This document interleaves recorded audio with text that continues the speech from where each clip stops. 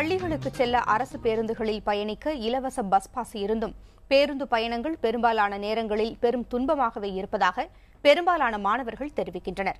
அவர்கள் சந்திக்கும் பிரச்சினைகளை தெரிந்து கொள்ள தொடர்ந்து பாருங்கள். குறித்த நேரத்தில் பள்ளிக்கு செல்வதற்கு மாணவர்கள் பலரும் அரசு பேருந்துகளையே நம்பியிருக்கின்றனர். கடுமையான போக்குவரத்து நெரிசலில் குறிப்பிட்ட நேரத்தில் பேருந்தை பிடித்தால் மட்டுமே பள்ளிக்கு செல்ல முடியும் நிலை இருக்கிறது.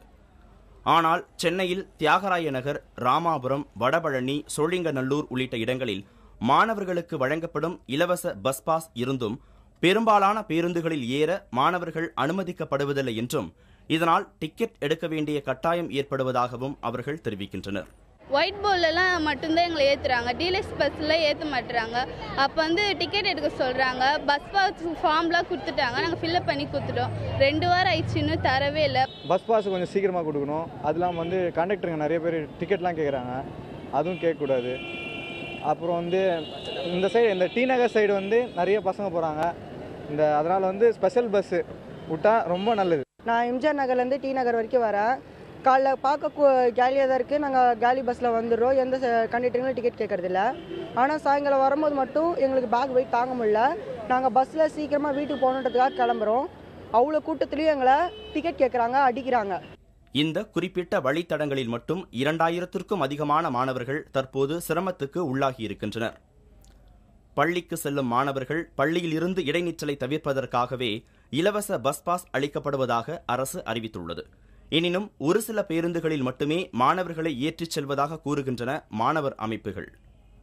இதன் விளைவாக பேருந்துக்காக காத்திருப்பதில் கூடுதல் நேரம் வீணடிக்கப்படுவதாகவும் கூட்ட நெரிசலில் செல்வது உட்பட பல பிரச்சனைகளை சந்திப்பதாகவும் கூறுகின்றனர் மாணவ பிரதிநிதிகள். உத்தரவு கீழே முழுமையாக நடைமுறைக்கு வரல. பெரும்பாலும் பேருந்து நடத்துனர்கள், ஓட்டுநர்களால் மாணவர்கள் யூனிஃபார்மோடு நிற்கிறாங்கன்னு சொன்னாலே அவங்கள தவிர்த்துட்டு கலெக்ஷன் குறையுதுன்ற முறையில் பயணிகளை ஏற்றிட்டு போகிற நிலைமை இருக்குது. இதனால் மாணவர்கள் குறித்த நேரத்துக்கு பள்ளிகளுக்கு, கல்லூரிகளுக்கு செல்வது மிகப்பெரிய சிக்கலுக்குள்ளாக இருக்குது. 2வது, மாணவர்கள் தவிர்க்கவே முடியாமல் இவங்க டிக்கெட் எடுத்துகிட்டு போக வேண்டிய நிலைமை தான் உருவாக்கியிருக்கு.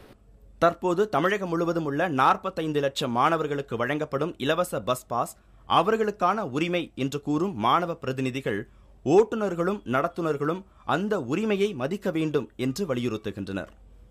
பேருந்தில் பயணம் செய்யும் மாணவர்களுக்கு ஏற்படும் பிரச்சினைகளை கண்காணிக்க குழு ஒன்றை அமைக்க வேண்டும் என்பது பெற்றோர் மற்றும் கல்வியாளர்களின் கோரிக்கை.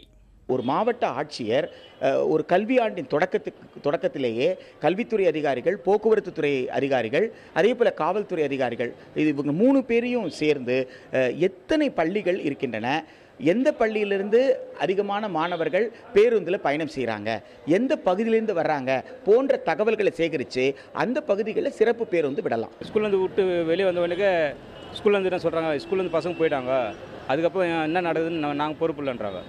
வெளியே பப்ளிக் வந்தால் தான் இப்போ பப்ளிக்கில் இருக்கிற டிராஃபிக்கு போலீஸ் தான் பாதுகாப்பு அதுக்கு கொடுக்கணும் பசங்களுக்கு.